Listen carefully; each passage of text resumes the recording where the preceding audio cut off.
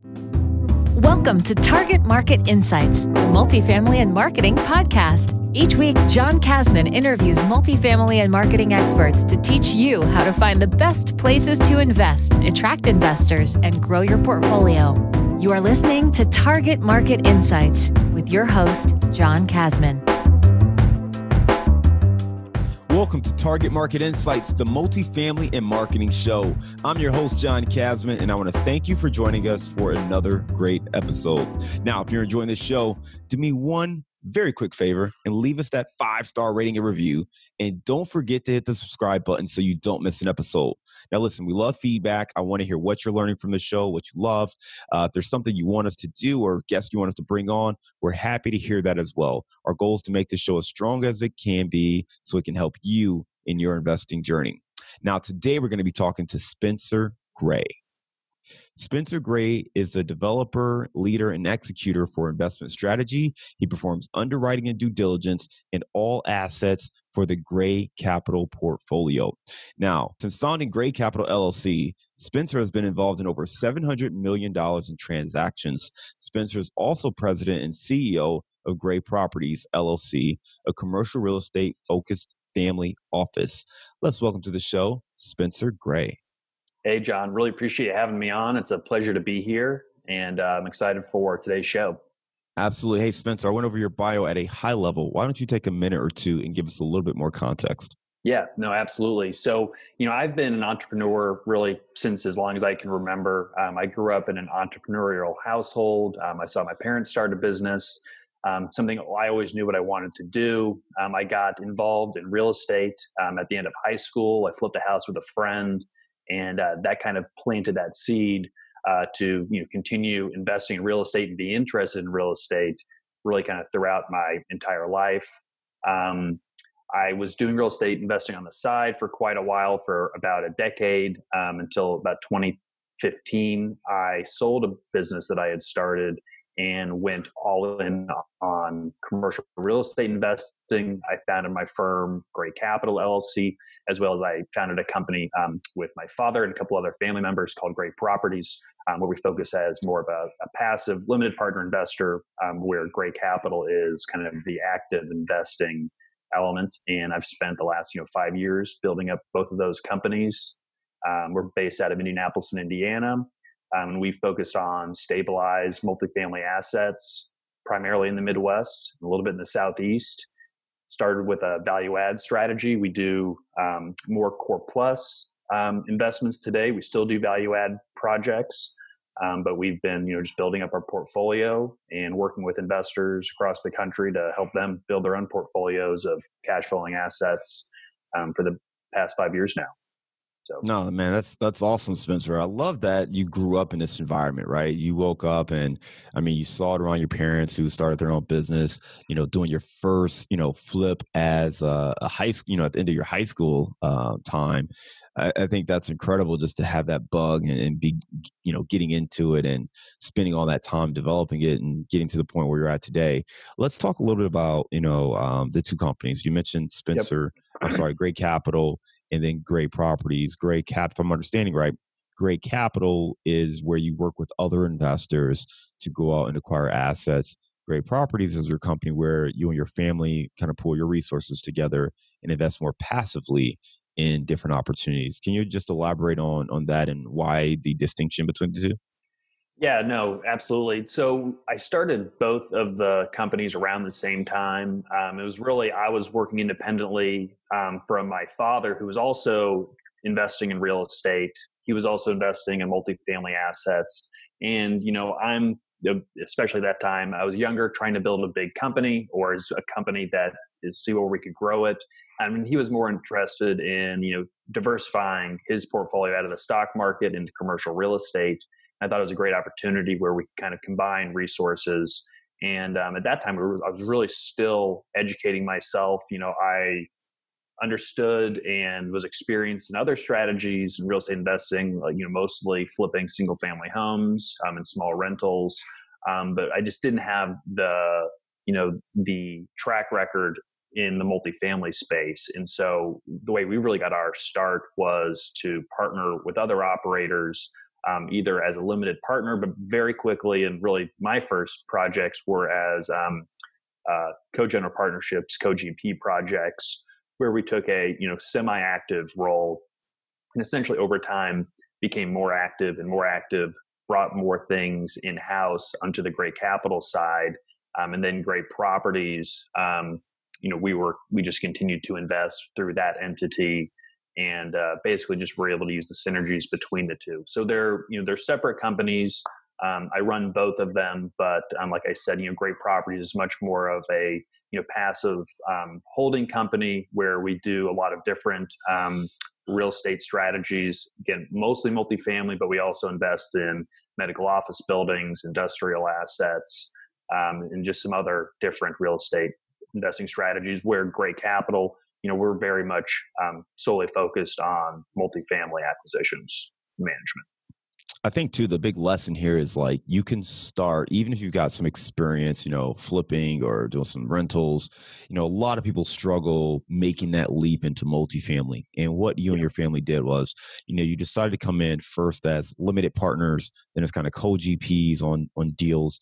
And then that really launched into Great Capital, which allowed you to go and buy your own properties, be the lead operator, syndicator, and operating it. And it's a great model that a lot of people should think about. Get in, get your feet wet, learn.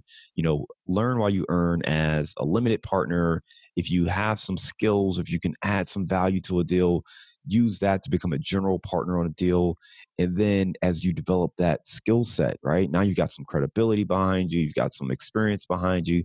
Now it makes sense to leap forward and do your own deals. I know a lot of people are trying to just go out and do their own deals, but if you could really find a way to gain that experience, that confidence, it's going to make that transition a lot easier. You're based in Indianapolis. And, we both love the Indianapolis market. First and foremost, I'd love for you to just talk to us at a high level about your current portfolio there. And then let's talk a little bit more about the Indy market and what you love about it. Yeah, no, absolutely. Yeah, we love the Indianapolis market. We feel very fortunate that we're based out of a market that really checks all of our boxes. When we go to try to identify, a new market potentially to go into, Indianapolis already checks a lot of those boxes. And so, a lot of folks, the market they may be in, whether it's in New York City or, they're out in California or somewhere, and they have to go to another market to achieve their, the financial goals that they're trying to do, whether that's looking for cash flow, or they're able to just find something they can buy right. And so Indianapolis for us checks a lot of those boxes. It's a, traditional, Midwestern city, kind of the middle of the country. But if I could really summarize Indianapolis in one sentence, is that, we don't see the major booms, but we also don't see the major busts in terms of economic volatility. So, back in 2008, certainly the economy wasn't good anywhere in the world, but Indianapolis didn't see the type of, bloodbath that we saw in, a Phoenix or a Las Vegas or at Miami. It was still very, very relatively stable. And a lot of that is just because of the diversified economy. We don't have, one sector that really dominates. We have a strong bio-life and medical industry. We also have strong manufacturing. We have a strong tech presence with Salesforce having a major presence, Infosys having major headquarters in Indianapolis. So relatively diversified. But one of the things that attracts us to Indianapolis and is an element that we look for in other markets is that there is steady growth, historical population growth, job growth, especially in some of the submarkets. We actually see population growth that kind of blows any market in the rest of the country. It's at the same level or blows it out of the water. But since we're not in some of the most popular markets to invest in the United States, where whether that may be Phoenix today or Atlanta or Raleigh-Durham, some of these great markets with great fundamentals, but every investor and their partner and their brother and their mother are going into those markets, and so we can see them becoming a little bit crowded. And so we try to identify our markets that are growing, that check all of our demographic boxes, but maybe they're flying a little bit under the radar. Maybe because we're in the Midwest and not the Southeast, maybe for whatever reason, we're not on that list of the top 10 metros to invest in. But what that allows us to do is take advantage of the strong underlying market fundamentals, but maybe we've got, we can buy a little bit better and for slightly higher cap rates than some of those very popular markets. So we can get a little bit better return, but still, very safe market environment. And so that's why we really like Indianapolis. We're from there. So maybe if you're not from Indianapolis, it could seem a little competitive, but since we have those local contacts and connections, we can get a little bit of a leg up. But we just like those markets that fly a little bit underneath the radar. They're not on the top of everyone's list, but they still kind of check all of the boxes that we're looking for in a target market. Yeah, I want to recap a couple of things there. First and foremost, what you're looking for in a market. You mentioned, growth, growth both from an industry standpoint, population growth, job growth. You mentioned industry diversification, talking about bioscience, tech. I know Eli Lilly is there. You named a Salesforce, a few other companies as well, but really understanding what's driving that economy. And you said something I want to dive into a little bit more. As you talked about the steady growth, you said especially in the sub-markets. Yeah. Talk to us about kind of the significance of the sub-market as it relates to the macro MSA. Yeah, no, absolutely. Because, where the growing locations and submarkets are in any market, I mean, they can shift over a long period of time, but, they still typically follow that, general path of development and path of progress. And you can take a look at a map of a city and typically find out where that new development is. But, for example, Indianapolis as a core, not just the CBD, but if someone's familiar with Indianapolis, the city and the county are essentially combined into one government, into Marion County in Indianapolis. And Indianapolis as a whole, is a very stable market, but I wouldn't classify it as a high growth market. But the economy is very stable. But if you look around, we call it outside of the donut because Indianapolis is surrounded by Interstate 465.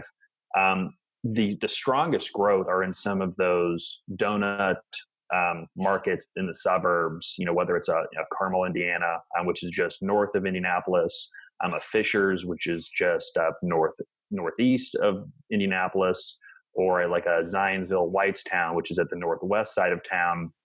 Essentially, we have some of these markets that we're experiencing, 4 or 5% annual population growth and just huge economic drivers from new headquarters being relocated, just new companies opening up and really driving that population growth and job growth. And, we've seen this almost kind of urbanization of the suburbs.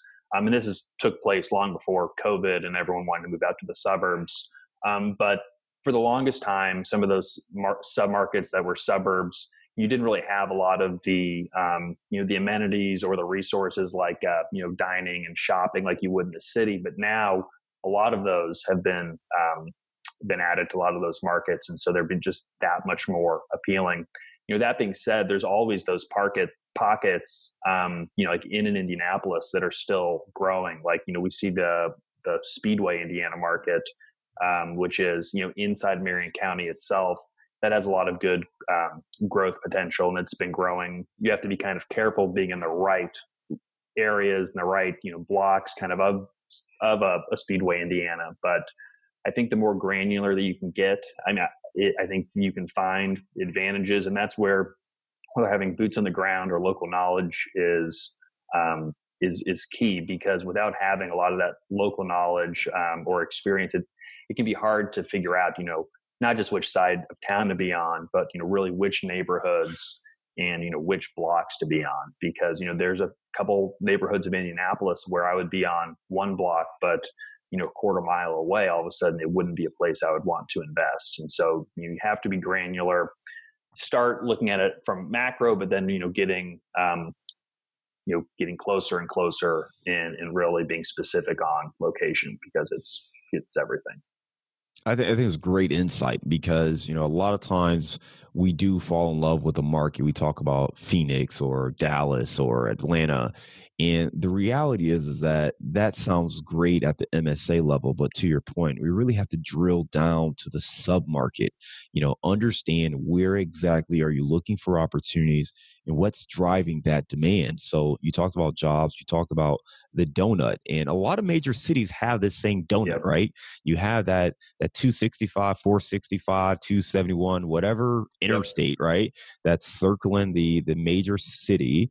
And outside of that is typically where there's a good amount of growth that's taking place. So even if you're not looking at Indianapolis or the Midwest, think about your markets from that same context, because you may see a lot of parallels where just outside of that donut or that circle, that's where some growth is taking place. So think about that, and also just understanding how granular it can be from a quarter block standpoint. You could find some areas where it's great, or you see the numbers, and if you pull up a 1 to 3 mile radius, if you're looking at a CoStar report or something like that, it could look great.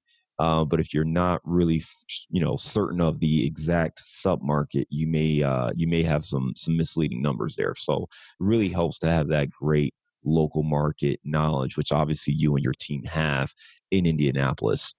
Spencer, I want to talk about a deal. I know recently you guys closed on another deal in Indianapolis, so congrats on that.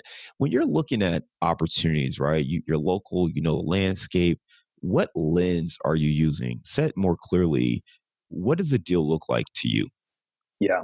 Well, actually, the deal that I think you're speaking of, and we closed on it back in September, it's a pretty good example of what we're talking about, because it's a deal. It's in a location that if we went a couple streets, either direction, east or west, it wouldn't have been a deal for us. We wouldn't have invested. It just happens to be in this nice little pocket that really kind of insulates itself. And there's some new job opportunities just right in this small little area. But again, a couple blocks east or west, there's a lot more crime and a lot more issues. But, for whatever reason, we found this little pocket. And if it wasn't for, probably driving out and spending a lot of time just literally in this neighborhood, just, personally spending just hours there really trying to, understand it, we probably wouldn't have, been able to make that investment.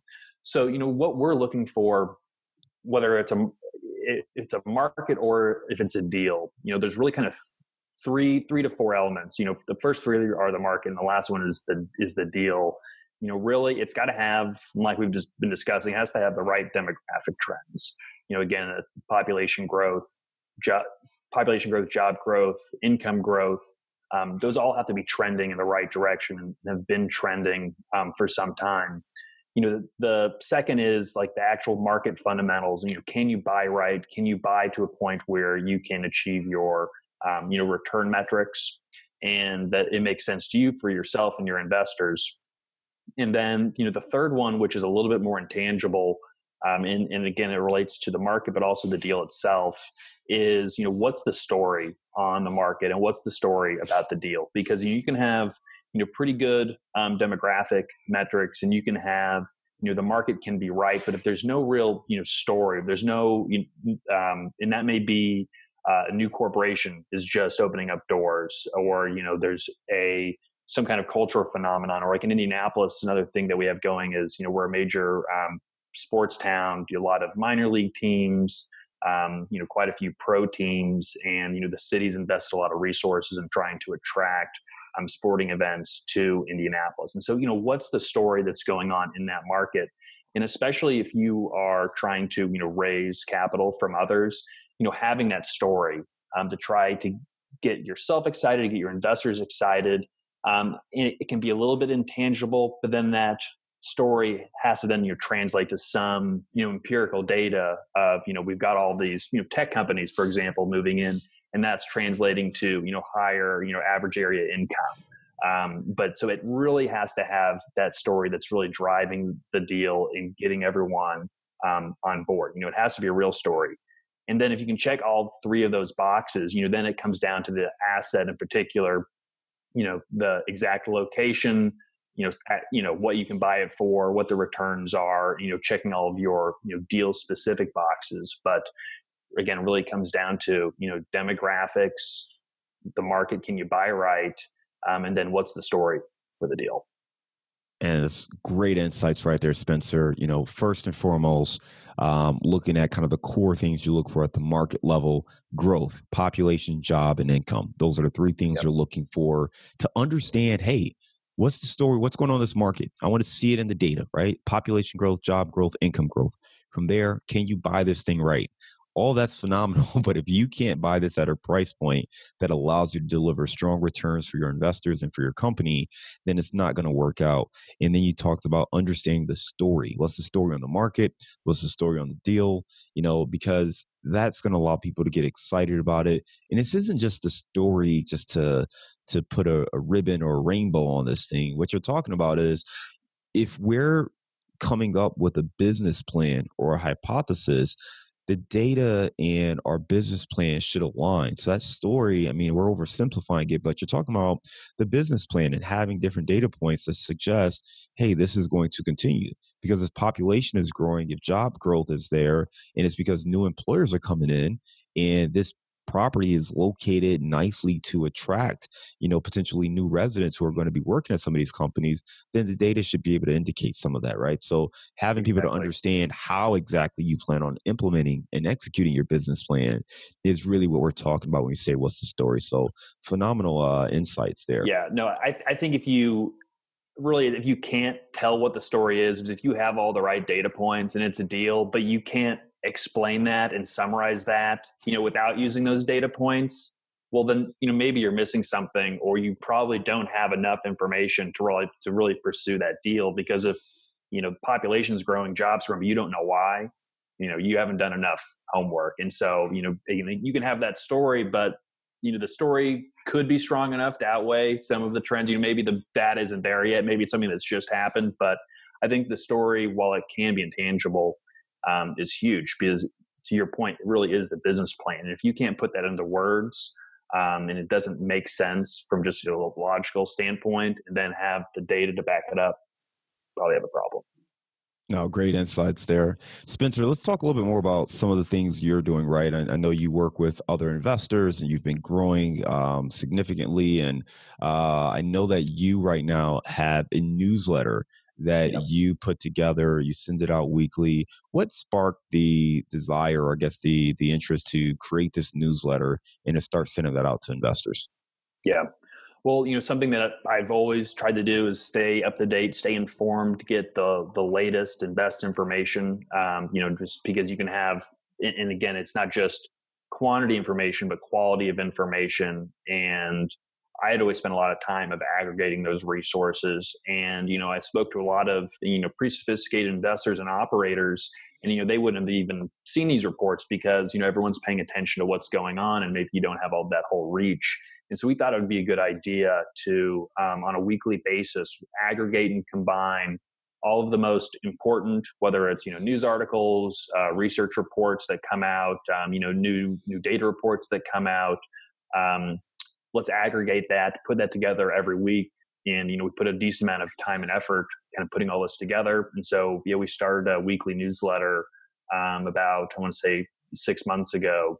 And it's been really successful. People have really liked it. And it helps us, stay really on top of things that's going on, because we're, really working to make sure that we're adding as much value as possible. And so, yeah, and if you're interested in, staying up to date, you can check it out on our website, greatcapitalllc.com. There's a little sign up button. So. Awesome. Listen, I mean, that's one of the best ways. If you're aggregating the content, it's a great way to stay on top of, what's happening from an industry standpoint. I know that you are looking at primarily Indianapolis, but other markets too. So It's a great way to stay on top of it. We've talked a lot about Indianapolis. We've talked about the newsletter. I want to get into how you evaluate a new opportunity. And let's say, even if you're going to look outside of Indianapolis, we talked about, population, job, income growth. Are there other factors that you consider when you explore a new market or deal?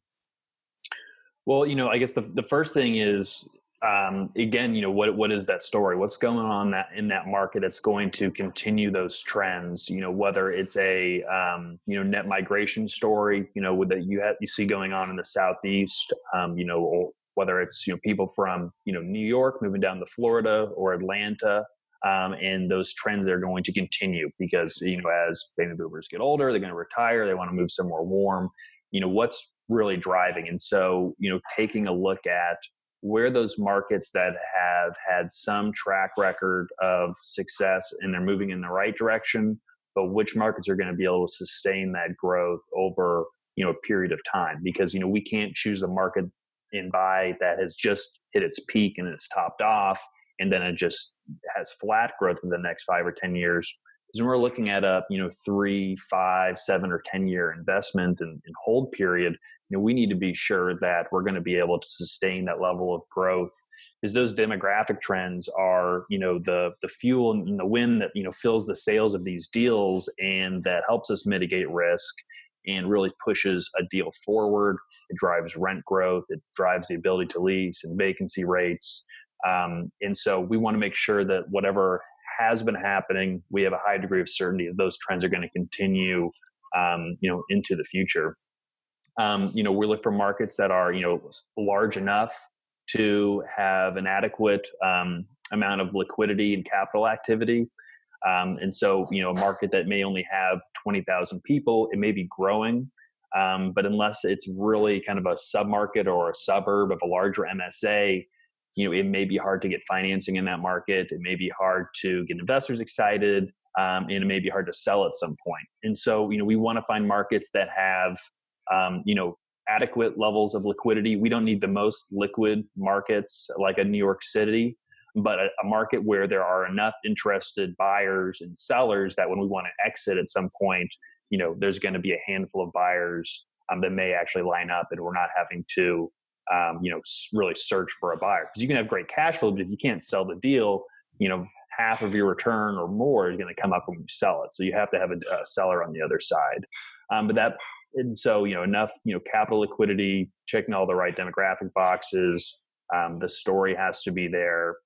And then another big thing, at least when we're looking at trying to identify new markets, and we were talking about earlier, this is something that we've been doing quite a bit recently, is, management logistics and how you're actually going to manage that asset. If you're using third-party management, you can have some boots on the ground, and that can work. I have countless stories of third-party management working wonders, and plenty of stories of third-party management not working out. And so, what's going to happen if you have to, fire that third-party manager? How are you going to manage it? And even if you are using third-party management, you're still going to have to, get down there, at least on a quarterly basis. And so, is there a direct flight from your market to another market? And, how are you going to get there? How are you going to manage it? And if you have to manage it yourself, how would you reasonably do that? And so that's one of those things that not everyone always thinks about, but it's important to, how you're actually going to reasonably manage this asset.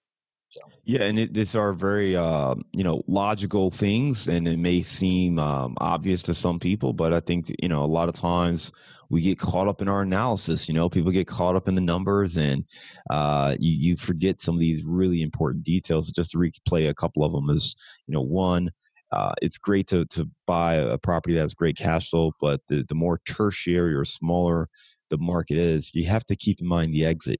Who's going to buy this when you're done? And if you're investing in a place that has a population of 20,000 people, it may be really hard to find a buyer who's willing to pay a premium, or willing to pay even market value based on those factors. So make sure you're focusing on markets that are big enough that will actually attract kind of that end buyer on the back side of the deal. And then you talked about managing the asset. How close is it to you? Can you access it? What are the third-party property management companies like? What are your options there? So just making sure that you keep a lot of these things in mind as you're making your decisions. You said a couple of things earlier that I just wanted to come back on and make sure we were clear. You talked about investing in core plus assets and moving on, still doing some value add as well. For someone who maybe doesn't quite understand what those terms mean, can you explain what they are, and then also your rationale to focusing more on core plus? Yeah, no, absolutely. So, three of kind of the basic strategies, and a lot of it has to do with how the assets are defined from, an income standpoint and in vintage. But, the three that we kind of look at are, value add, core plus, and core. Value add typically is a relatively older project, typically built, prior to say, 1995 or the mid 90s. And your typical strategy is you're going to go in and improve the asset in some way, whether that's renovating the interiors of the units, renovating some of the interior, with the idea that you'll be able to force appreciation through some kind of increase in net operating income, typically through raising rents. So you invest $5,000 into each unit by fixing up the interiors. You raise the rents by $100, and that increase to NOI is going to force the value of your asset itself. That's how we really started doing those value add projects. The reason why we still do value add deals, it became more difficult for us to execute on value add projects, mostly because so many other investors were targeting value add deals, buying up older properties, fixing them up. And because there was so much interest, all of a sudden the difference between the cap rate that you could purchase on a mid 70s asset that needed a lot of work, it maybe had been trading at a 7. Now all of a sudden it's trading at a 6.5. Well, the properties that were built in that mid 90s, late 90s, early 2000s, all of a sudden the cap rate that they're trading at is relatively similar to the older properties.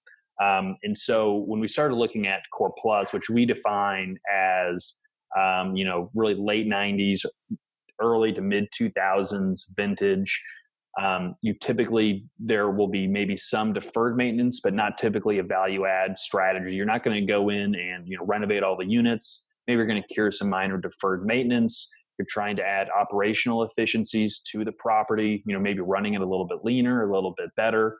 And, maybe you're trying to achieve a, $50 rent increase versus $100 or $150 rent increase. Typically what we do is based on, the new construction is charging, say, $1,500 for their 2-bedroom luxury apartments. But this, 2005 built asset that we call core plus, maybe they were only charging, $1,100 for their 2 bedrooms. And, maybe we're going to get a, $50 or $100 rent increase to get it up to $1,200.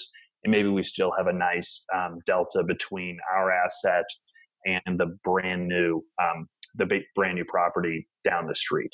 And so we typically call that core plus. And again, because the cap rate and the price that you're paying for that cash flow on the core plus project is about the same as a value add deal, we started weighing the two and said, all right, well, if we're going to get a pretty similar return on this core plus strategy, it's a newer project with less risk because there's no renovation element, versus the value add deal where, there's a substantial amount of renovation risk. There's just more things that have to go right.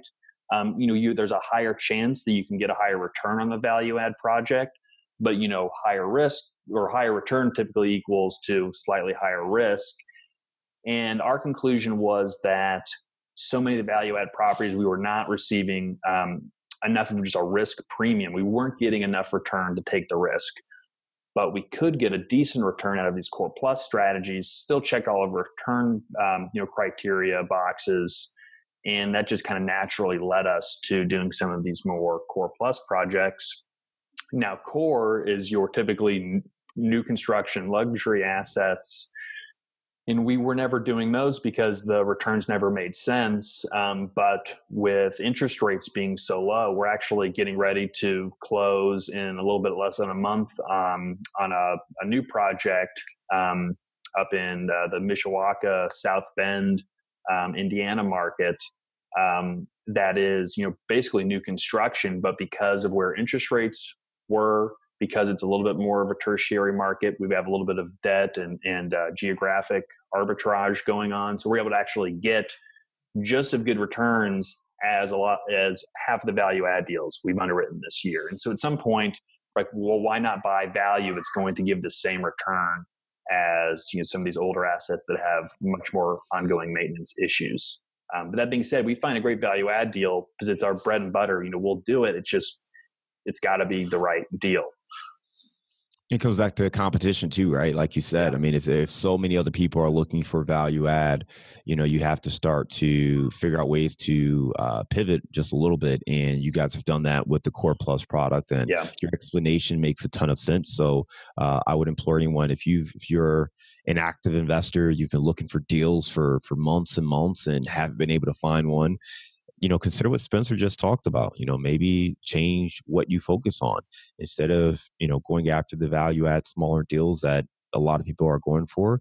Maybe go bigger, maybe go Core Plus, maybe change markets, but just continue to find ways to increase your deal flow, analyze deals, and give yourself a chance to build a portfolio, investing in the right kind of assets that make sense. So great insights there, Spencer. We're going to transition to our bullseye round. You ready? Sounds good. Let's do it. Give me a failure or an apparent failure that set you up for later success. Oh yeah, that's an easy one. So the first real estate deal I ever did, that flip in high school, that was definitely a failure in terms of making any money or getting any kind of return. But it like I said, it planted the seed, and it told me that, or it really showed me that, real estate is an option. And that was really as simple as it was. But this is something that was attainable, something that was possible, and that I kind of told myself, any place I was in my life, I think that I will be investing in real estate to some degree. Whatever I may be doing full time, I still wanted to be investing in real estate. And so even though that was a failure, it taught me that it was still possible. It's like, all right, we didn't do a great job at this, but I know that we can do it. We can do it right because we learned everything not to do. And that really kind of set me up for investing going forward. Give me a digital or mobile resource you recommend for your business.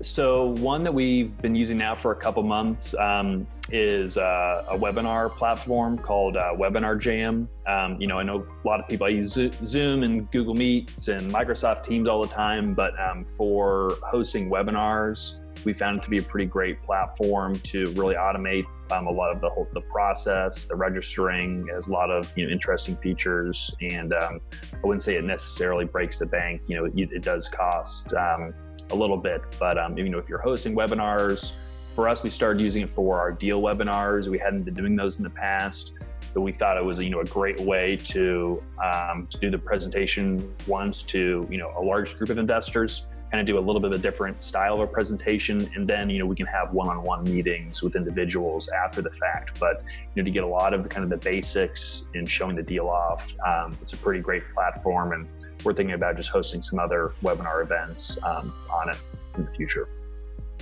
Give me the book you've recommended or gifted the most in the last year. Yeah. So one book I know some people have already read it, but it's Never Split the Difference by Chris Voss. I think negotiating is really interesting. I was on the debate team in high school, and so I found it to be a equally educating but also entertaining book. Hearing a lot of his examples and stories from he was one of the chief negotiators in the FBI, and working in hostage scenarios and robberies and kidnappings, and if you can negotiate against essentially terrorists and people who are willing to kill somebody, you can pretty much negotiate against anybody. And so I thought it's a pretty great book and a good insight for anyone who's interested in negotiating or business. And you're going to negotiate at any point in your life, no matter what you do or who you are. So it's good to have some basics covered. Give me a daily habit that helps you stay focused on your goals. Yeah, so this is a little bit of a weird one. Not everybody does this, but we were renovating our house about 1.5 years ago, and one of the things I did is I installed a steam generator into our shower. And so every morning when I wake up, usually around 5 a.m., one of the first things I do after I do a quick workout is I do a 20-minute steam shower. I just sit in the steam and I essentially just meditate for 20 minutes. And I've come up with so many good business ideas just by being able to clear my head and really just simplify problems and think through things. That it was definitely, I got a good ROI by renovating our bathroom. But yeah, I do a good steam and meditate every morning. What's one thing you know now that you wish you knew when you were starting out? One thing that I wish I knew when I started out is that, networking is absolutely key. And, I think that I was a little bit nervous to kind of get out there. And, I think some people have, including myself, kind of a little bit of an imposter syndrome as, we're not, totally, we haven't achieved everything we want to achieve yet. And maybe we don't see ourselves as the expert just yet.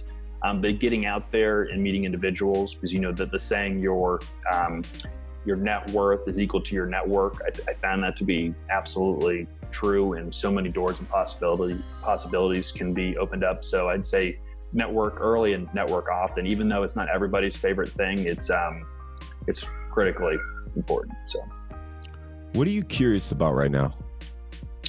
Man, a lot in the world to be curious about. I mean, I think we're just at such a pivot point in society and economy with in the middle of a recession, coronavirus. But the two elements that keep me just constantly thinking are we entering more of a deflationary environment? Is this period of, longer deflation going to extend? Or with all of the quantitative easing or money printing, are we going to see, and fiscal stimulus, are we going to see an actual rise in inflation? People have talked about a rise in inflation for the past decade, and it's never really materialized. But I think we are in completely uncharted waters with the amount of stimulus that's occurred, but also the amount of deflationary forces, and shutting down an economy for a period of time is never been done before. So I'm interested in inflation versus deflation. I'm also curious in seeing how some of these housing trends continue, where we go with household formation, the home ownership rate. The home ownership rate has been increasing since about 2016, 2017, and it really spiked during COVID. I'm just curious to see if that preference for owning homes versus renting homes, whether that really changes on the margins or if that's a long-standing trend. Want to see what household formation, how it shifts, because of the pandemic. And then this trend, this new flight to the suburbs, which was already going on to an extent. And I think that lines up with a lot of millennials kind of coming of age and settling down and having families. But I also think, the re-urbanization trends that were going on prior to the pandemic, and a lot of folks, wanting to live in the downtowns and CBDs because that's where they work and that's where all the restaurants were going. I'm not 100% convinced that that's totally gone away. I think that there's going to be some folks who, they don't care about it. Let's move out to the suburbs. But I also think that there's still going to be some people at the end of the day who still prefer to live in urban areas. And but how that all shakes out, where we're living in such extreme times and things are shifting so quickly, it'll just be interesting to see, when all the dust settles and kind of get some more data points to see where those trend lines move to. Well, there's a lot to be curious about there with the economy and what's going to happen. But on a lighter note, you're based in Indianapolis. We've talked a lot about the market. One thing we haven't talked about is food and some of those restaurants you were alluding to. So give me the best place to grab a bite in Indianapolis. Well, and I hope they all are able to, stay open. But so I thought of, three. So if you're coming in Indianapolis and you're going to have a meal. So if you the classic example is St. Elmo's Steakhouse. It's downtown. If you're looking for a good steak, that classic steakhouse experience, you have to check out St. Elmo's. They have this famous shrimp cocktail with the hottest cocktail sauce you could ever imagine. If you're looking for more of a trendy, dining experience, I would check out Bluebeard. And if you're looking for just a burger and a beer, I would check out 20 Tap. All right, man. Those sound like some great places. We'll have to check those out the next time we're coming through Indianapolis for sure. Spencer, this has been a lot of fun, great information. I specifically love the way you talked about, and I've got to go through my notes here, but love the way you talked about the market of Indianapolis and really how that relates to a lot of different markets. But one, the fact that it is a little bit under the radar. When you think Yep. about the Atlanta, the DFWs, the Phoenix, like the hot markets that a lot of multifamily investors are looking at. If you can find a market that has a lot of the same characteristics, but a little more under the radar, it's not going to, have the big swings up when the market goes great, but it's also not going to have the big swings down if the market contracts a little bit. So I think that gives the market a lot of stability. It's a market we like as well. One of the reasons I definitely wanted to get you on the show. And those are the things we want to look at. It's like, hey, it's great to be in these big boom or bust markets, but we obviously fear the bust, so we want to focus on the boom. So if we can find markets that are more stable, that's a great way to just add to your portfolio. It's not to say you shouldn't invest in those other markets. It's simply saying, hey, it'd be nice to diversify even within your multifamily portfolio. Why not get some Midwest assets or things like that can help balance things off? The other thing you talked about was what you look for. We talked about population growth, income growth, job growth, some of the basic things that we're looking for to help justify that, hey, this is a strong, solid market that's going to do well into the future. And then lastly, we talked about, just what, how you guys are positioning both for today and the future with your transition from just doing value add deals to now looking at core plus and even core deals. It's just a great way to stay flexible and open-minded. I think that's the big takeaway for me is you have to look at what the data is telling you. Look at the data, surround yourself with people that can help you figure out ways to maneuver, get deals done, figure out what the story is. And then based on that story, make sure you have a business plan that aligns with it. Spencer, for people who want to learn more about you, maybe get on your newsletter, what's the best way for them to reach out? Yeah, best way to reach out is just to go to our website. It's graycapitalllc.com. And if you go there, there's a little button that says sign up for our newsletter. So just click that and I'll start receiving that. We send it out every Thursday morning around 8:30. But if you want to get in touch with me directly, you can send me an email, spencer@graycapitalllc.com. And looking forward to anyone who wants to reach out, talk real estate. Spencer, thanks for coming on Target Market Insights, the Multifamily Marketing Show. We hope to see you again soon. Take care. Absolutely, John. Appreciate you having me. Thanks.